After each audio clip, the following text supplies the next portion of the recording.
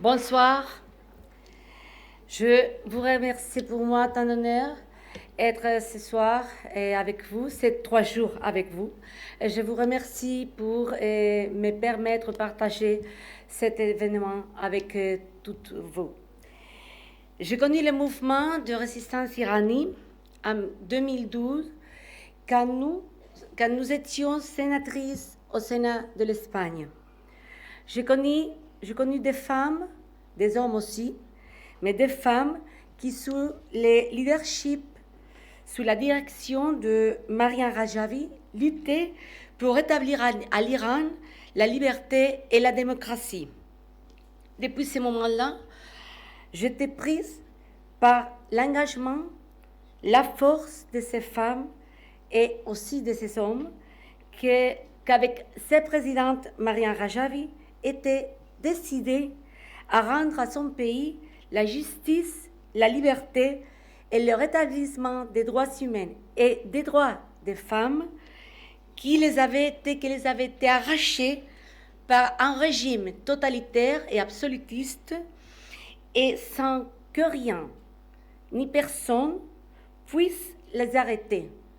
Même les tortures, même les prisons, même les attaques à Ashraf ou à Camp Liberty, même le meurtre. Parce que je dois vous dire que ces horreurs, au lieu de vous faire plus faible, vous êtes devenus plus fortes, plus décidées de faire connaître au monde, aux autres pays, qu'est-ce qui se passe en Iran maintenant, qu'est-ce qui est en train de se passer en Iran avec le régime de Mila.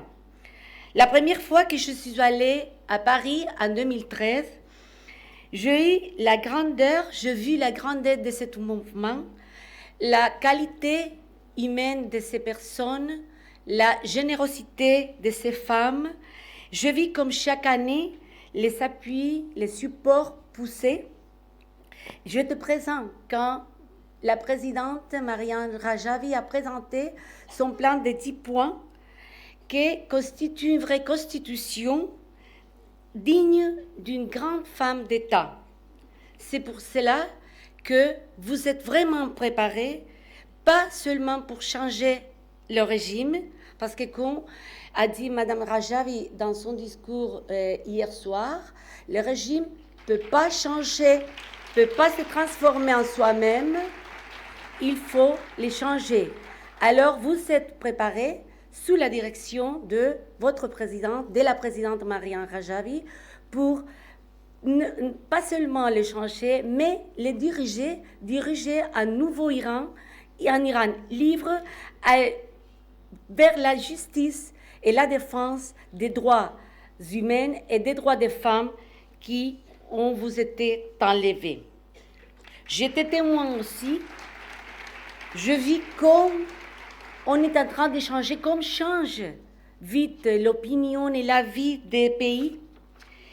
Et je vois que le chemin vers la liberté est en train d'arriver à son destin. On est en train de réussir l'objectif. Et la plus grande preuve de cela, c'est la construction des Ashraf 3. Je pense que je ne me trompe pas si je vous dis que toutes nous avons été impressionnés de ce que vous avez réussi ici, de ce que vous avez construit à Ashraf 3. Nous sommes émotionnés, nous sommes émus, brisés de voir dans ce musée les horreurs que vous avez souffert. Il faut les montrer au monde. Vous êtes pour moi et pour nous toutes qui sommes ce soir avec vous, vous êtes un exemple de force, un exemple de courage, d'engagement et de générosité. Et comme on a dit pendant ces 3 jours, votre victoire, c'est notre espoir.